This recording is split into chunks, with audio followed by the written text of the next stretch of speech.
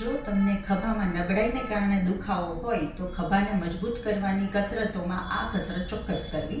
આ રીતે એક પાણીની બોટલ લેવાની. 1 લીટર પાણીની બોટલને વચ્ચે આગળ પરની અને સાઈડમાંની વચ્ચે ખભાના લેવલમાં આ રીતે પકડવાની. 30 સેકન્ડ જેટલું પકડી રાખવું. અડધી મિનિટ સુધી ઘડિયાળમાં જોઈને કરવું.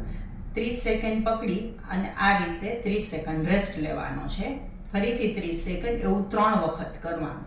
આ કસરત કર્યા પછી બીજી કસરત છે જેમાં આ રીતે બોટલને ઊંધી પકડવાની છે. સેમ 30 સેકન્ડ પકડી અને 30 સેકન્ડ રેસ્ટ લેવાનો છે. એવું 3 વખત કરવું. બીજી કસરતની અંદર આ રીતે નેપકિનનો ફોલ્ડ કરી હાથની નીચે રાખી હાથમાં 1 લીટર પાણીવાળી બોટલ પકડી અને હાથને આ રીતે ઉપર લઈ જવાનું છે. આ કસરત પડખું ફરીને કરી આ રીતે 1 2 3 4 5 અને પછી નીચે. આવું 10 વખત રિપીટ કરો.